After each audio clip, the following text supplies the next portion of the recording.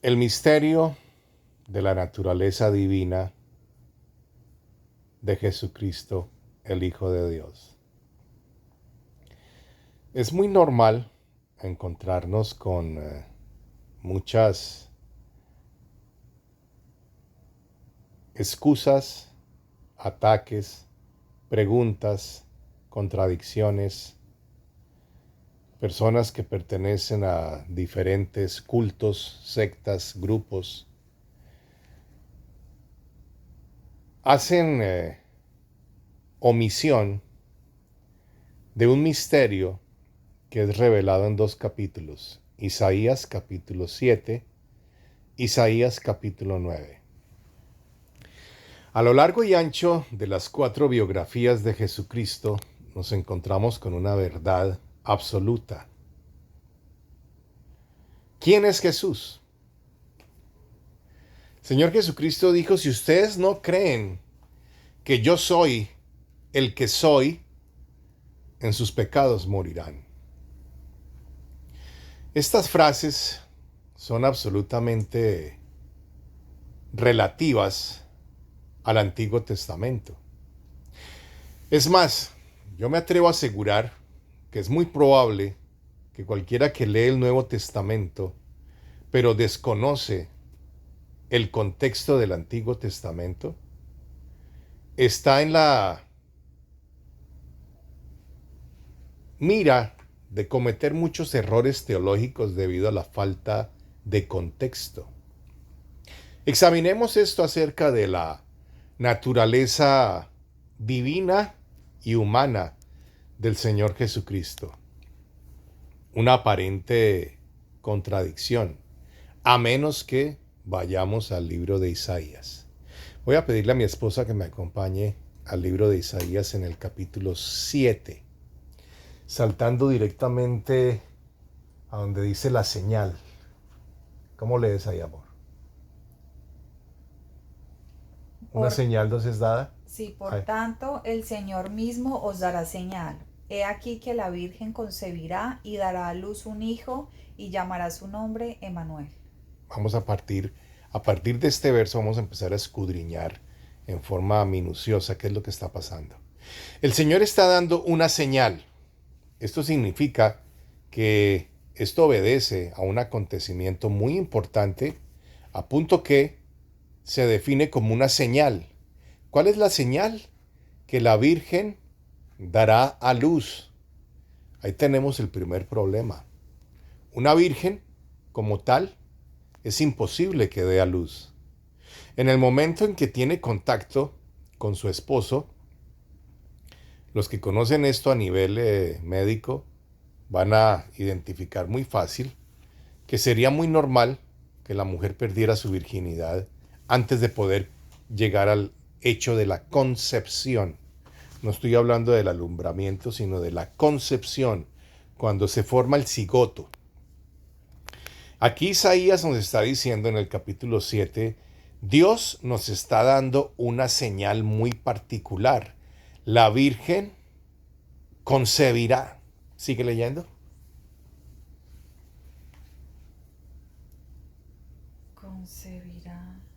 Comerá mantequilla y miel hasta que sepa Antes desecharlo. de pasar ese verso donde estabas leyendo, el Señor nos dará señal. Sí, mi amor. Por tanto, el Señor mismo os dará señal. He aquí que la Virgen concebirá y dará a luz un hijo y llamará su nombre Emanuel. Entonces tenemos otro elemento. Número 1, una virgen dando a luz. Eso es algo imposible. Literalmente es imposible que una mujer sea fecundada a menos de que exista la intervención del hombre para poder sembrar en ella la semilla del hombre y en conjunto con el óvulo de la mujer formar al nuevo ser. Desde el mismo momento en que el espermatozoide tiene unión con el óvulo, se forma lo que la Biblia llama el ser humano. Entonces nos está diciendo que la Virgen, concibiendo, dará a luz. Un milagro gigantesco en sí mismo. Pero a esto añade algo muy importante que no podemos dejar de remarcar. ¿Cuál será el nombre de este niño sobrenatural? Emanuel. La palabra Emanuel es traducida Dios con nosotros. Para nosotros, en las culturas de nuestra época, el nombre de una persona es relativamente irrelevante. Usted le puede poner a una niña Margarita, o Rosa, o Flor, o Jacinta, cualquiera que sea el nombre, como respuesta a una emoción personal. No, este no es el caso bíblico. En la Biblia los nombres, todos los nombres bíblicos tienen una revelación en sí. La naturaleza de una persona estaba definida por el nombre. Y los ejemplos son múltiples. Tenemos a Jacob. Jacob tiene un encuentro con Dios. Y Jacob lucha toda una noche por una bendición. ¿Cuál fue la respuesta de Dios? ¿Cuál es tu nombre?, le preguntó el ángel. Jacob responde, mi nombre es Jacob, la mano en el talón. Y el ángel le dice, tu nombre no será más Jacob, la mano en el talón. Ahora tu nombre será Yisrael, aquel que pelea con Dios y prevalece. Note usted que toda una noche Jacob lucha buscando la bendición de Dios. ¿Y qué fue lo que Dios le entregó? Un cambio de nombre. Y Jacob, que no dejaba ir por ningún motivo al ángel de Jehová que le había visitado, se satisface con el cambio que el ángel le da en su nombre. ¿Por qué? Porque en la Biblia el nombre de una persona tiene todo que ver con su naturaleza, con su propósito, con su diseño, con su llamado. Jacob se satisfizo con el cambio de nombre de Jacob a Yisrael. En este contexto podemos entender por qué en la Biblia los nombres son absolutamente importantes. Y aquí a la altura del capítulo 7 vemos que este niño milagro, hijo de una virgen que concibió sin la intervención del hombre y fuera de eso da a luz. ¿Cuál fue el nombre del niño? Emanuel, que traduce Dios con nosotros. A la altura del capítulo 9, que voy a pedir a mi esposa que lo lea, nos describe otra serie de nombres supremamente importantes de este niño. Capítulo 9, donde dice, y será su nombre... Porque un niño nos es ¿En nacido. qué verso estás, amor? El verso 6. Cielo. Capítulo 9, verso 6 del libro de Isaías. Porque un niño nos es nacido, hijo nos es dado, y el principado sobre su hombro, y se llamará su nombre admirable, consejero, Dios fuerte, Padre eterno, príncipe de paz. Vamos a ir despacio por cada uno de estos nombres. Primer nombre, admirable.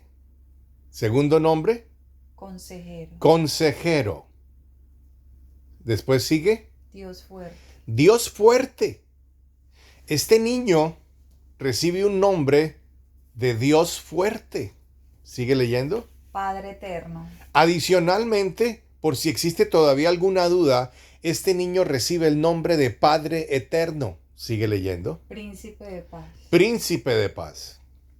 De nuevo, los nombres corresponden a la naturaleza, al propósito en la Biblia. Este niño nació del vientre de una mujer llamada Miriam, traducido al español María. Cuando María recibe el cumplimiento de esta señal del capítulo 7, ¡oh sorpresa! Su esposo José, que ya la había desposado conforme a la costumbre hebrea, se encuentra con que su esposa está embarazada. Dice la Biblia que intentó rechazarla en secreto para que esta mujer no fuera difamada y hubiera sido objeto del juicio que correspondía según la ley de aquellos días, que era la dilapidación por causa del supuesto adulterio. El ángel que le reveló a María el misterio de Isaías 7 e Isaías 9, también le revela a José qué era lo que estaba sucediendo. José estaba listo para dejar a su esposa y el ángel se le aparece en sueños. Escuche con atención. En un sueño, el ángel Gabriel, el mismo que le anunció el acontecimiento de la concepción sobrenatural en el vientre de María, a María, es el mismo que le anuncia a José diciendo, no dejes a tu mujer, porque lo que hay en su vientre es nacido del mismísimo Dios. Y el mismo ángel que revela estos misterios es enviado por Dios para cumplimiento de lo que fue profetizado, algo así como unos 400 años atrás. No me acuerdo exactamente cuándo fue escrito el libro de Isaías. El libro de Isaías probablemente fue escrito durante el exilio, 500 años atrás, antes de Cristo, muchísimos años, siglos completos. El libro de Isaías profetizaba en el capítulo 7 y 9 que sucedería una señal, un acontecimiento milagroso sin precedentes. Una virgen daría a luz y su nombre sería ¿cuál? Emanuel. ¿Pero qué traduce la palabra Emanuel? Dios con nosotros. El capítulo 9 en el verso 6 nos dice, su nombre será admirable, consejero, escuche con atención, Dios fuerte, Padre eterno, príncipe de paz. Tenemos que ser honestos y hay que conocer las limitaciones que tiene nuestra neurona en presencia de una revelación de la naturaleza divina. Dice la Biblia que vimos al Verbo que se hizo hombre y habitó entre nosotros y vimos toda su gloria como la del unigénito del Padre, lleno de majestad, de gloria. Dice la Biblia que el Señor Jesucristo a la altura del capítulo 14 de Mateo se reveló en toda su gloria, al capítulo 13 o 14, delante de Juan, Andrés y Pedro, donde sus vestiduras se hicieron más blancas que la nieve, su rostro resplandecía más que el fuego. El Señor se manifestó en toda su gloria en ese momento y se escuchó una voz del cielo que decía, este es mi Hijo amado, a él oíd. ¡Qué misterio tremendo! ¿Quién era Jesús? Jesús les pregunta a sus discípulos, ¿qué dice la gente de mí? ¿Quién soy yo? Algunos dicen que eres Elías, otros dicen que eres Juan el Bautista, otros dicen que eres el profeta que ha de venir. Hay muchas opiniones.